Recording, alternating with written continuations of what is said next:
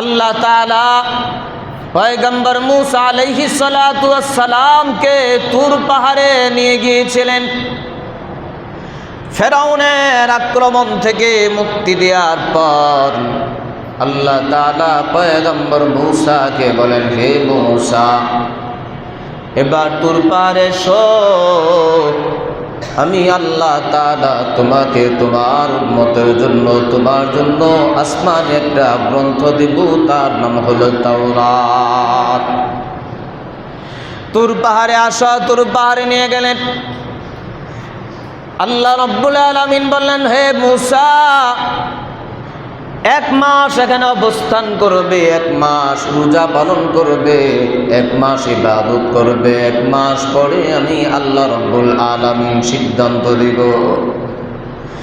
পয়গম্বর মূসা আলাইহিস সালাতু ওয়াস সালাম দীর্ঘ 1 মাস রোজা পালন করলেন, অন্যান্য ইবাদত করলেন।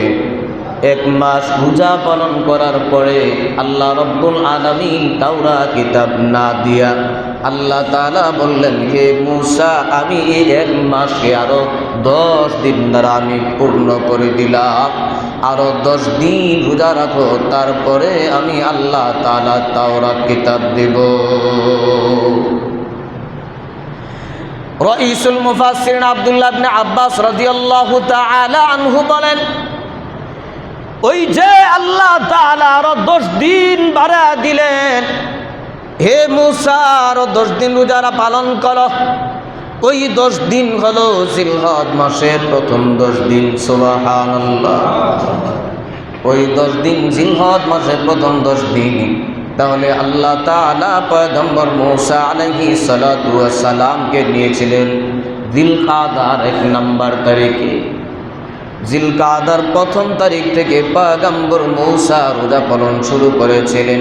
জিলকাদা শেষ হওয়ার পর আল্লাহ রাব্বুল আলামিন পয়গম্বর মূসাকে বললেন, হে মূসা, আরো 10 দিন রোজা দ্বারা, আরো 10 দিন মিলাও, আরো 10 দিন দ্বারা 40 দিন রোজা তুমি পূরণ করো। ওই যে 10 দিন, সেটা হলো জিলহজের প্রথম 10 দিন।